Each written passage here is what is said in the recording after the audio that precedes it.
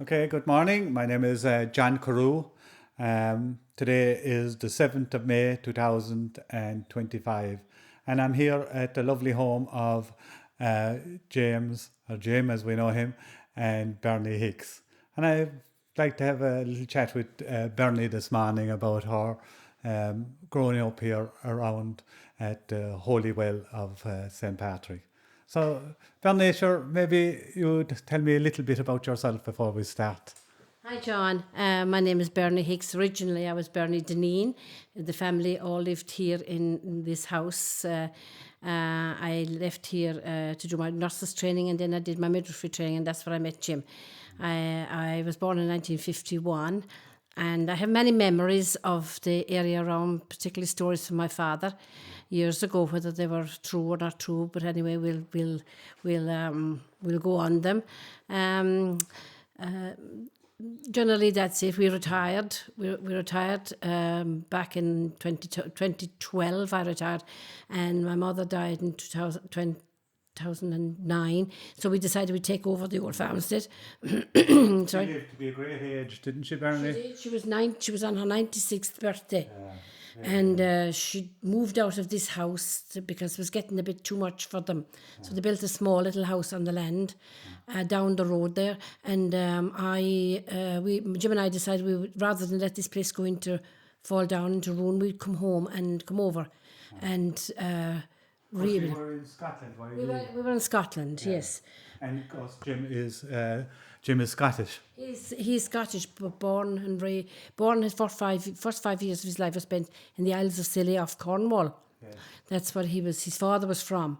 I remember him telling me that. Yeah. And he came to Greenock in the west coast of Scotland after the war. I think his father came during the war. His father came, and then he came back after the war, and built their family there because his mother was from there.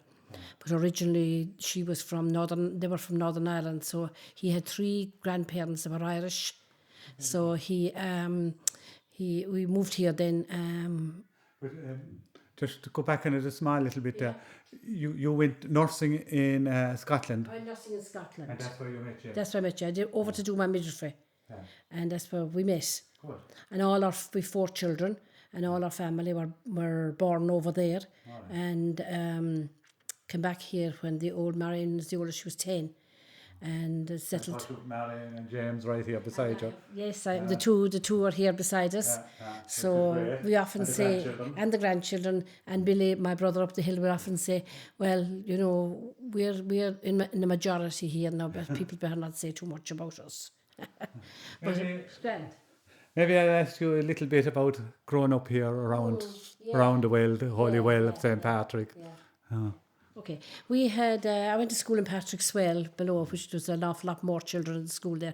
Everybody from around here went, and everybody had big families then, We had a great childhood here growing up, making the hay. This was a working farm, and the cattle and the cows getting milked and things like that. But our playing days then were people who lived up the Boreen there from us, and people who lived down the road from us. And there was always people here to play with. Always places always devilment to get up to.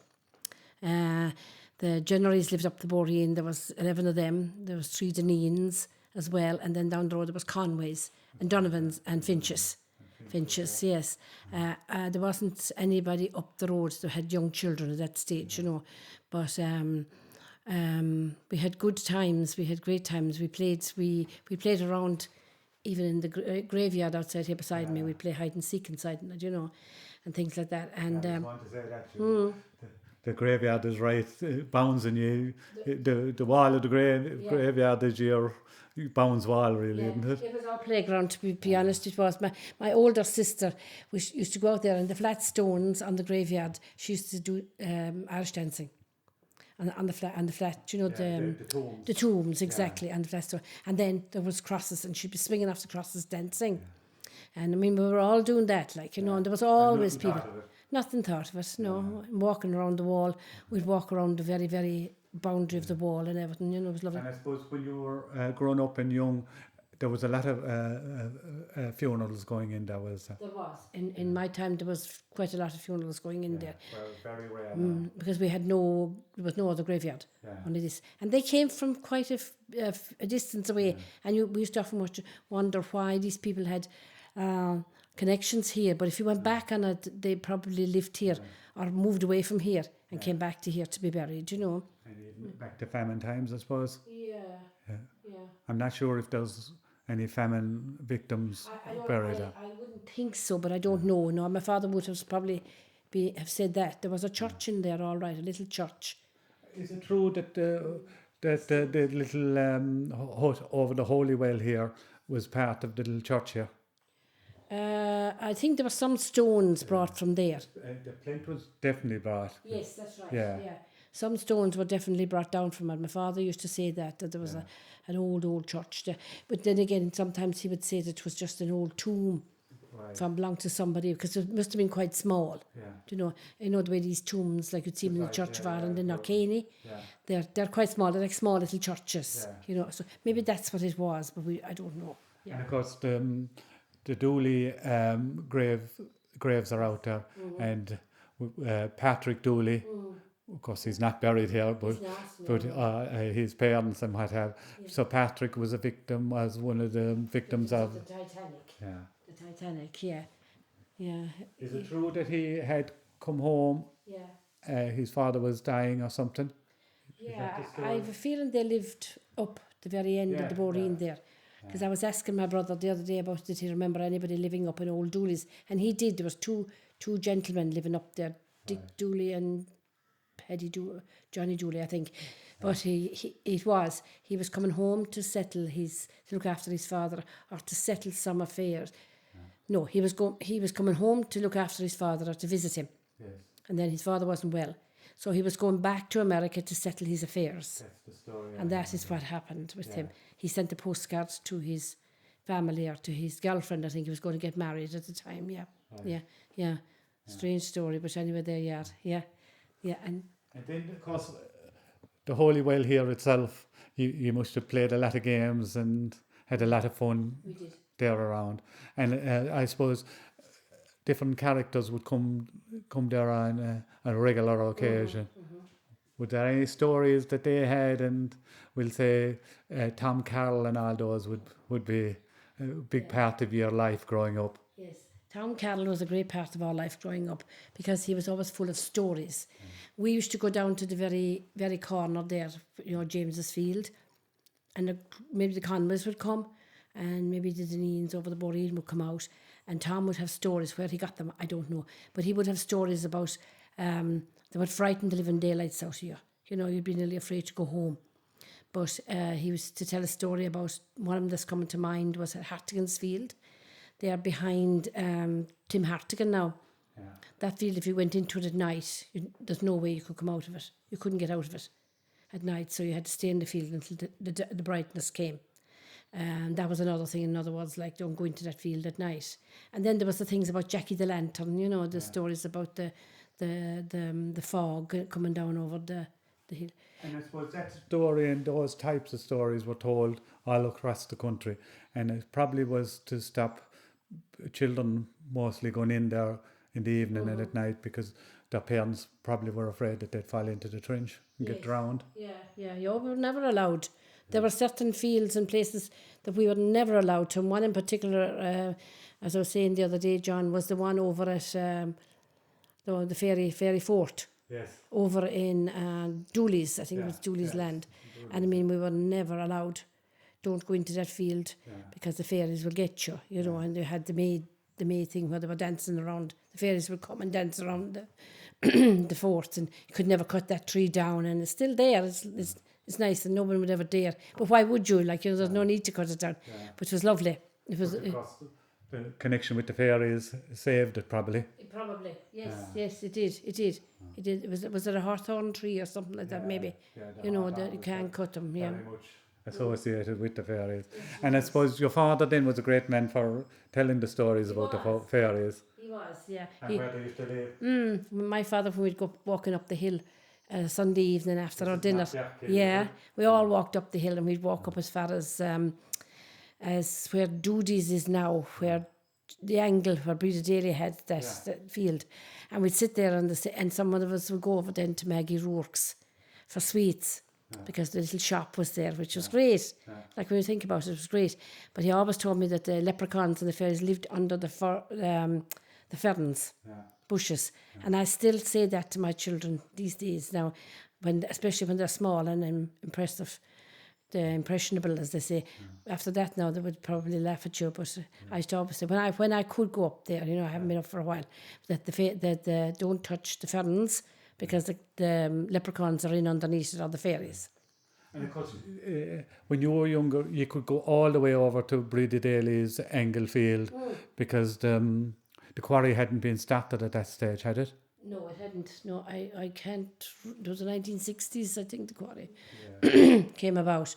Yeah. Yes, it was. We could go, and we could come down across by, which was Mike Vaughan's. Now you could come down across the field. I don't know if you can do that now, but you can go over the Boreen and out at Breda Dooley's, up at the quarry there. You can do that still, all along by the edge of the bog. Yeah, I've done it several times. Yeah. I even it was during COVID, of course. You know, when we could go nowhere else on the hour, and I used to go up that way a lot, and there was beehives up there. Yeah, there was a man. I don't know if he's still making the honey. At the end of the Boreen, Dermot, we call him Dermot the Bee Man, and I think he's still there. Yeah. I'm not sure. I haven't seen him go up and down, but he had the beehives, and he'd get lovely honey from him. So I haven't seen him, so I don't know whether he's still there or not. Whether doing and of course, when you were growing up, and as you said, this was a family here, and I presume your father didn't have a tractor; it was all horse, was it? It was. Yeah. It was. Everything was pulled. I can remember going years ago when they had the big old wheels. They were made of timber, and I suppose the band around it was iron. Yeah, and the car. And the horse's car, yeah. And that would take the milk to the creamery, and it was used. But we did have a trap.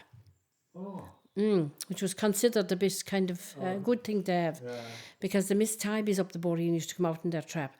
But I do remember going on the trap to Bruff. Now it must have been very, very small to take Billy to get to the dentist up there. And that's my memories of a trap. But I suppose he went away then after that. He was gone then after that. And the horse, then the pony, the farm cart, as we say, taking the milk to the creamery, had big wheels, and then they changed them to the tyres, which was a lot easier for the men. And also you had the float for drawing in the hay. And we loved doing the hay, and we'd go down. It was hard work. Yeah. It was hard work. And we had a horse at one time, a white horse, and she was crazy, but she was terrified of ditches. And when she came to the ditch there behind Terry's house, there was a gap, as you'd say. And when she'd come to that, she'd tear through it, and she'd go through so fast that the bottom float, the float of the bottom of the float would scrape off all the ground, and she would and we'd be sitting at the back of it with our legs hanging down, it's very dangerous. But anyway, that was one story of the horse, the horse and cart, and horse and float, and we'd put it in the shed here then at the winter time, and we'd have great fun sliding down it. In the winter time was up a hay. Shiny from the hay. Yeah. And we'll say, would yourself or Billy, any of the rest of your brothers or sisters, would they be sent to the creamery, or would your father always go? When we were young, my father always went, but Billy did go. But after a while then, Jack Daly, who lived up where Tybys are now, got a tractor. So he'd collect the milk here and take it out. In them days, like maybe 2 tankers of milk. That was it, And was it Herbertstown Creamery, or did you go to Tullebracky? No, we went to Herbertstown, where McGrath's is now. Yeah. That was the co-op. That was and then the store as well, for your messages and things, It was lovely. Everything was at the store, wasn't it? There was the drapery and hardware and the groceries. You could get anything there. Even my brother, I think, got his confirmation outfit there. And Santa Claus came at Christmas, which was exciting, which was, as I don't know who told me afterwards, Francie Finch, who played Santa Claus.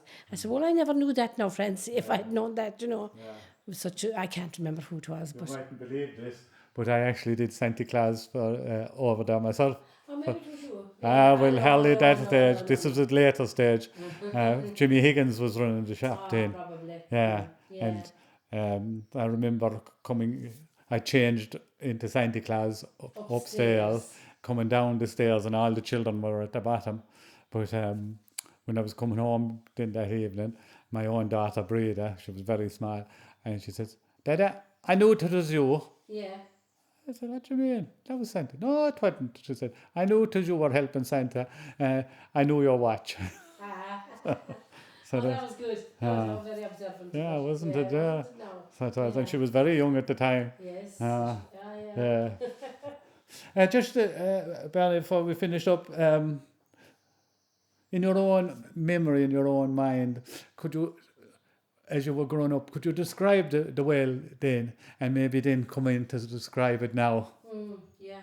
The well then was a functional, not for what we call now to look at and to visit. It was visited on St. Patrick's Day, and it was revered as being a holy well. But it was a functional well for where people came to draw water for their families. There was no pipe water at that time. And they would draw water for their household and for their cattle. And there was nothing piped, you know. So I do remember the Dooleys, Seamus Dooley's aunt and his grandmother coming down from way up there, you know where they are across from you, and way up there, and they'd come down in their pony, and those two women would have two barrels or truns, as they used to call them, then tankards, and they'd fill those up from the well. So that was it was functional. Yeah. It later became when pipe water came in, but it was looked after. We did paint it. And I don't know if it was ever painted, but we cleaned it up and cleaned the drain. The drain wasn't there at that time. The drain ran kind of sideways there at the side. For people, because people would visit on St. Patrick's Day, you know, a good amount of people would come down. My relations would come from Elton and Ballycahill and places like my uncle would come down from Kilfrush. But and there'd be no ceremonies or nothing at all. No.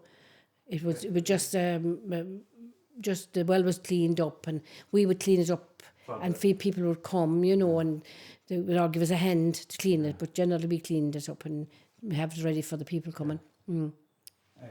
And the pilgrimage or procession only started in the, I suppose, the 80s, maybe the 90s, 80s. Yeah, probably, because I was kind of away in the 80s. And 90s maybe, yeah. Yeah, I think so. And even gone into the zeros. It was an annual pilgrimage now. They're calling it a pilgrimage now. It was a procession when we started it. There was another well that we used to go to a place called St. Malou's Well. It was up at the... I think it might be up around Martinstown, up and down. And was that St. Patrickswell as well? No, St. Malou. Oh, St. Whoever Malou, said, we used to go up there, but it was just a well. There was nothing you tripped through the fields to see it. But it was a saint's well, yeah. And then there's the well here at the back of Mike Sheehan's. Babes Well. There was no religious... I don't think so. Again, that's probably where a spring was sprung, and some people just kind of... But that was probably for the house there, when people were living there, you know, yeah. And of course... in at the side of Mike Sheehan's, that passage or little roadway ran across the trench. There was a bridge across the trench at that time, and it went up the fields up to I think there were Connolly's. The house is gone now, but the cow house is still standing. There's no roof in it, so that was the right way into them. That's right. Yeah. And then I suppose you remember a lot more of the houses, but I do remember. I can't remember the lady herself, but Mary Dan's house, we used to call it. Mary Dan. We always called her Mary Dan, but she was Mary Dan Connolly. Connolly as well. Yes. So there must have been a lot of Connollys. There must have been a lot of Connollys around, and there is a headstone just facing you there outside in the graveyard. Connollys, you know. I want to read them. Would she have been buried there? I say so, yes. Yeah. But there is I don't think there's any mention of her on the headstone. I need to look at it, to be honest, you know. And probably... I'm only thinking this then, that road that ran up to the other Connolly's house probably went across to her as well. Probably. Because But then that again, road is a new road back by, we'll say, back by Roisin, back yeah, down from the school, because yes, we spoke about it, myself and George spoke about it the other night. There was two angles, and that's where the road went through the two fields. yeah. And the old road was down there by Hartigan's, wasn't it? Going back to behind Hayes's. There was an old road there, going down from Ollie's. Yeah. And the first gap you come to, there's a road. It was James told me that. And he saw it on Google Maps or something like that. I can't remember. And that came out. And I asked Joan, and she said yes. That came out there at the back of Hayes's. And where it went after that, I don't, maybe it went over by the graveyard, the old graveyard. If you go down the passage there from my mother's, Yeah, and sure, we'll say the Carrolls all came from in there. that's right. Tig's mother came from there. I remember going in there. Yeah. So it passes on down where we were reared, where I was reared, and on down by the Hayeses. And it went on then, and there's a gable there, but I don't think there's Carrolls. I think there was Punches in there as well. Right, That's right. still standing. That's it. And that road went down across the bog, and it veers off to the left.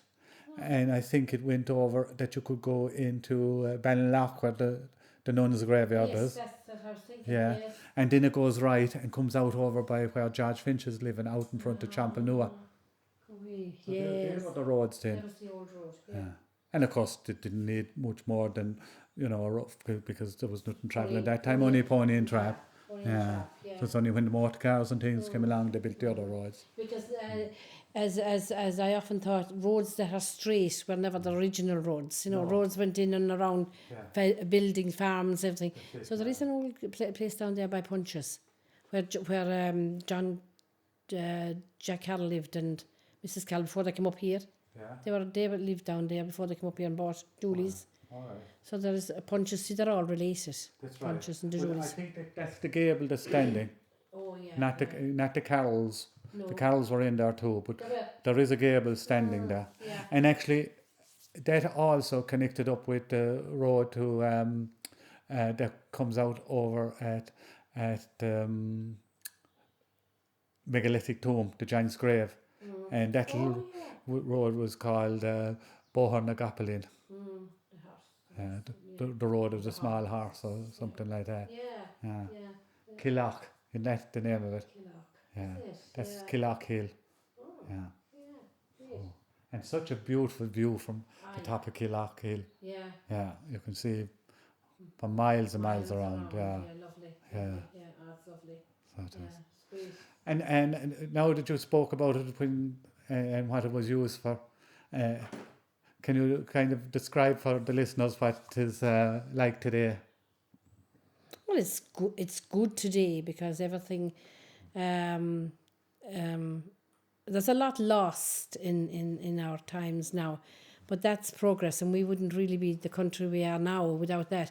But around here, everything is that's very changed as well, but probably in a good way. Yeah, people probably don't struggle so much as they did in them days. And the well itself, because the local men did it up there a few years ago, and you were good enough to feed us. Yeah.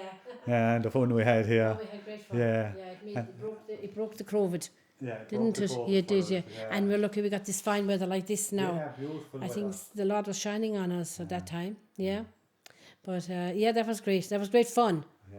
Great fun with Mike Kennedy, who's always prepared for a laugh, and Yeah. James And your Kirby, own James Kirby, George Finch, James And Jim. we did a lot of hard work there, but we never felt it because the fun was there. Yeah. But it has improved it and made it easier to care for. It is amazing. There now, I often think if my mother was alive now, she'd probably be, if she was alive, she'd probably be sitting out there because she was a great woman for progress. Yeah.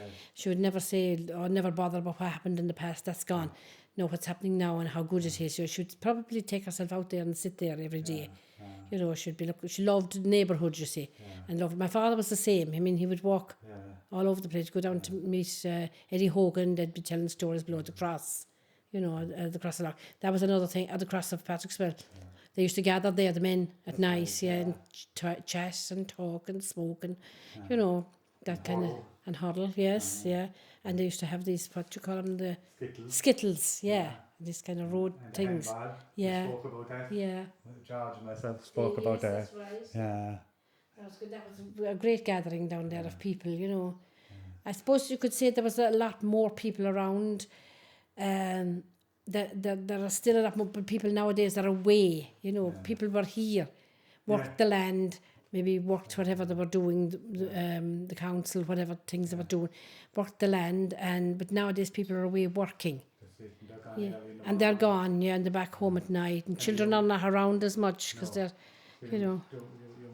Young people have immigrated a lot. And of course, and I'd say you were the same. Sure, we were just a gang of us, and in the summertime when we had summer holidays, to be 12 o'clock at night when we come in. That's right. Now you wouldn't let a child out of your sight. Yeah. But even then, I mean, I'm thinking now about when I was young here, my sister and the Conways, we all had cabbie houses. You know, and I mean, we didn't have one cabbie house. You might have 2 or 3 down the fields. And I was actually... You might explain to the people what a cabbie house is. A cabbie house is something you would make your yourself in amongst the bushes, the trees, or something like that. Or your father might cut down a bit of a tree. My brother in particular, Billy, made one just up there now. And I always, when my grandchildren come, I always say to them, do you know where my cabbie house? Do you remember where my cabbie house was? And we'd have cubby houses or cabbie houses. Then we'd have a few more down the fields, which were you know, maybe a stone wall, and you'd go up in the stone wall and you'd build a little cabbie house. And in that you'd be taking things out of the house here to up to your cabbie house. And you'd be asked my mother, could I have such and such a thing? And you'd be letting on that you'd be making the tea and pretending mud cakes and things like that. And your children were going to school. You had little children that were going to school. You would go if you were lucky enough to have a tree that had a kind of a bit up on it, and you could maybe climb up into it. Someone would give you a bit of curtain material, and you'd have to hang that on the tree for a window. Yeah. You know, it was great fun. But I was thinking, even the other day, we were driving along, and I was looking in the fields, and I was thinking how we played in the fields, and pretended that we had cars and the passages, and the cows were in the fields, and they were harmless, you know. And I was thinking, there's no children playing in a field now, you know. Unfortunately. They are, yes. Playing games and. Because I mean, out in fields. Playing around, you know, and I mean, we used to even pretend when the meadows were getting high, that was the sea, and we were swimming inside, and of course we got an earful from my father because that was the knock on the grass, you know, but we used to pretend that, you know. I mean, you had great imagination. You had your own imagination, you know, and one thing I remember which was great was Mary Conway's below. They had an old outhouse. And Mrs. Conway used to give them the old tins of peas and stuff like that you'd use for the house. And she made a shop. And she'd gather stones and she'd roll them in new sweet paper. And we would go down and play. And she had this shop, and we thought that was fantastic. Yeah. Absolutely fantastic, you know. You had to use your imagination back then. You had to find things around the place that you could say, well, that's the fire. My sister even, we threw out a cast iron fireplace here. In them days now, they would throw that thing out. You wouldn't do it nowadays. Yeah. But we threw it out above, and she went and got a couple of sods of turf. And in her imagination, she got nasturtiums, and that was the fire. You know, the flame coming up from the fire, the red nasturtiums, you know. Yeah. It was great. And seeing that we went down this road now, Christmas, what was it like here for Christmas for a child? And grand, it was lovely. Not a lot, like, you know, my mother would go over to Borry, and we'd just get a branch of a holly tree, and we'd put stuff on that. Sure, there was no candles on it. There was only just pieces of ribbon and pieces of decoration. And then my mother would kill our own goose. We'd have a goose for Christmas. And we'd sit here and have it. It was lovely. But like there was no, we'd go like that now. We would go to Herberstown to Santa Claus, but you got very little. You know, you got a doll maybe, if you were lucky enough to have a doll, And you'd get a doll, and you'd get that was it, man. You got no doll's pram or anything like that. You had to make up your mind, make up your own doll's pram, you know, whatever way you could do it, and maybe a little toy tractor or something like Billy would get, you know.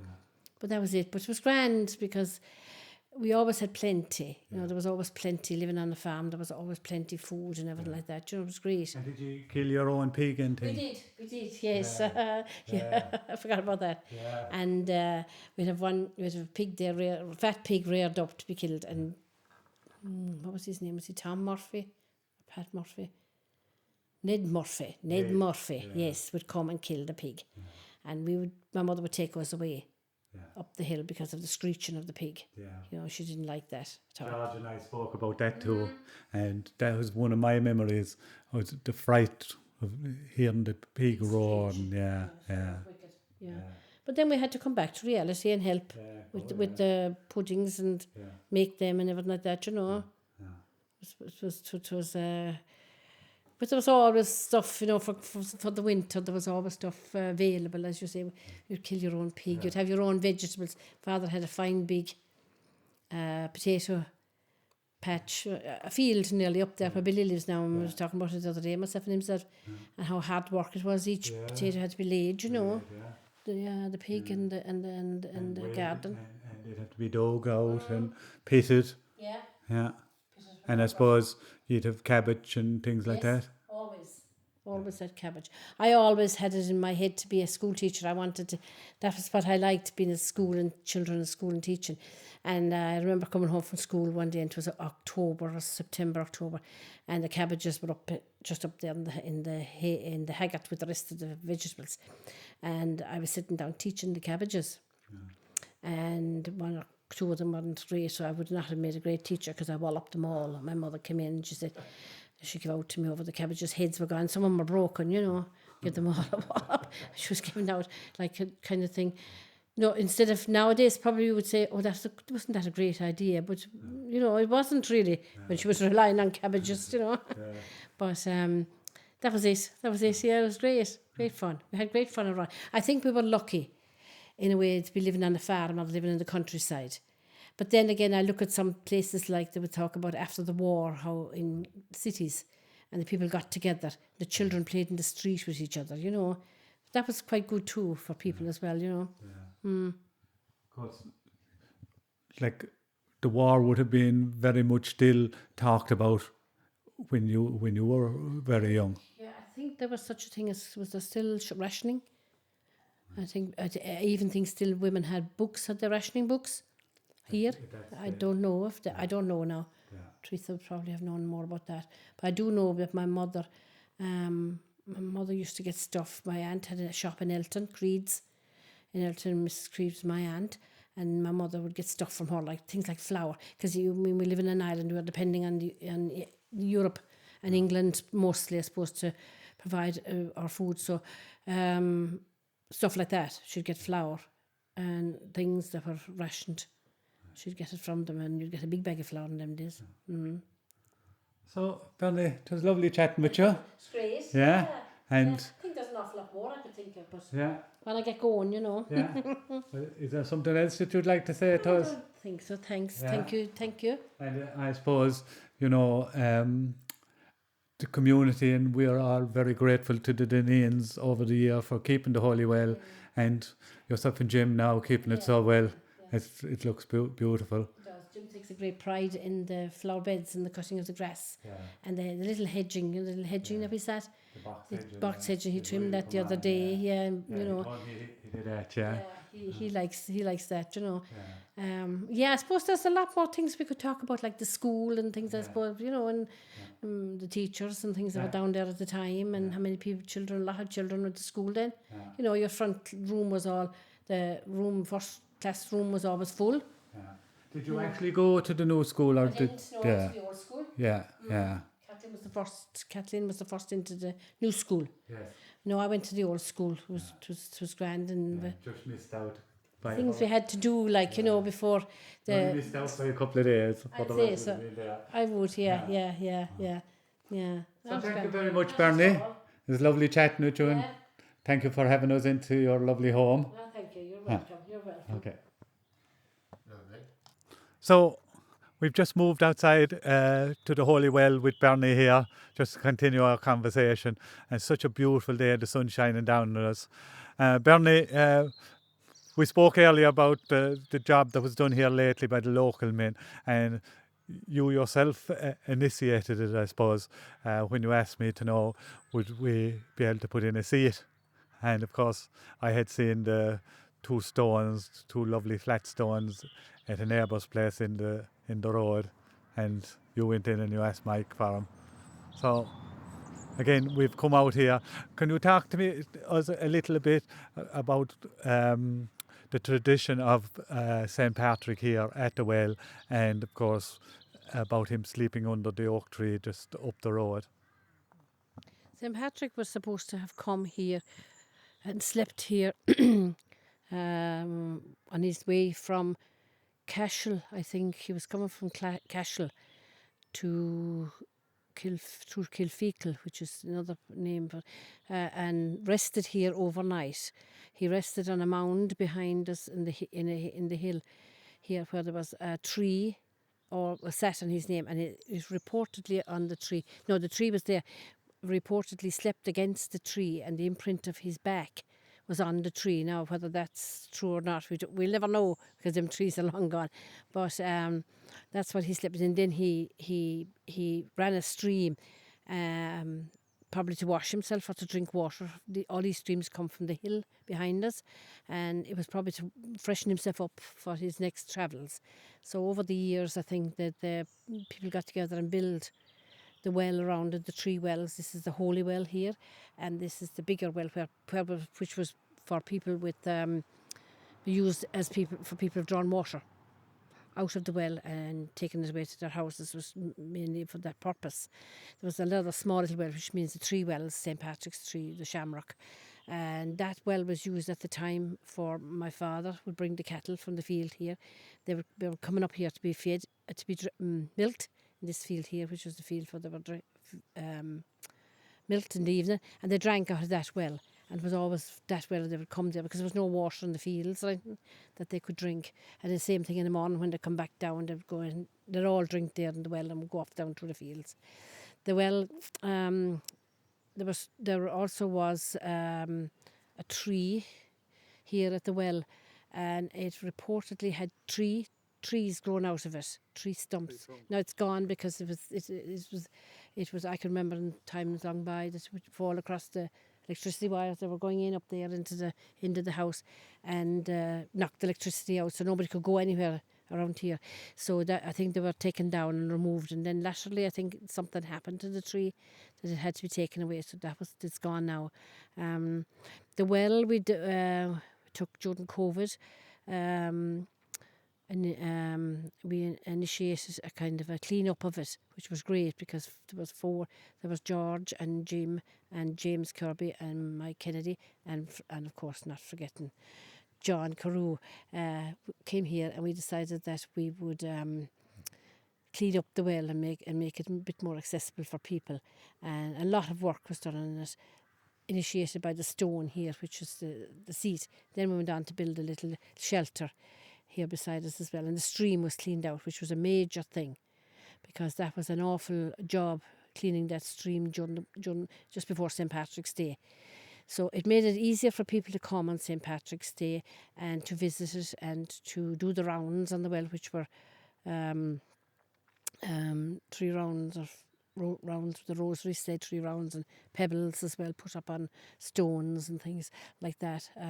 Exact history of it I don't know. But it made it so much easier for us to keep the well clean coming up to St. Patrick's Day, because it was all clean beforehand. A lot of work went into it, you know. We raise the flag here on St. Patrick's Day, and the bunting is put up, and the pilgrimage, as I said, after Mass on Sunday comes up here, and the rounds are done. And there'll be a stream of people coming here, and all day St. Patrick's Day, and you half fill the bottle, is it, from the Holy Well, and fill it in from the other 2 wells. Is that the tradition? That's the tradition, yes. Yeah. There's supposed to be a cure in that, is there, Bernie? My father used to say that there was a cure in it for people with gastric ailments and also eye conditions. I don't know how. There was also a myth that it is a myth because we tried that you couldn't boil the water out of the holy well. You could never boil it, but as children being children, we decided we would boil it one day and it boiled. No problem. But it was all these kind of things and these traditions went on about the well years ago. You know, it was great. It was lovely. I do remember your father telling me that the well was actually at the other side of the road here, Was it? Yeah. and that some travelling people came and they washed their clothes in it, and St. Patrick was so angry with him that he moved the well to this side of the road. But that was just a little story that your father Fair had. enough, yeah. And then my father used to say the same. He doesn't think St. Patrick ever came to here. That was another thing he used to say about that he felt that it was kind of impossible for him to come this part, this part of the country. We don't want people to know that. Well, we said definitely St. Patrick came here. Yeah. Yeah, of course. Yeah. Well, that's great. Bernie, lovely chatting with you, and it's beautiful to hear the crows and the bird song here as we sit here and on this beautiful May Day here in at St. Patrick's Holy Well. Thank you very much for having us. Not at all. Thank you, John, and thank you, Dan, for having us here, for interviewing me here at the well. It was lovely. Yeah, thank you. Totally enjoyed it. Yeah. Can I ask one quick question? You've obviously lived here a long part of your life. Like, are you? Is it too familiar, or do you like to spend time here? Like, is this a special place for you, or is this kind of part of the neighbourhood, or is this part of your home? Like, how do you feel about this particular area? I suppose it's a bit of everything, really. I suppose at times I think how grateful I am to be back home here, living in as George said one day, back in the homestead. I think that the people around make it as well, because there's still a lot of people here that were here. Some people here that were here in my time, not a lot, but some people, you know, like the Donovans below and things like that down the road and up the road yourselves, the Carews and the Hazes and that. I still think of it as being, what shall I say, a gift or maybe a pleasure to be here. Yes, I do.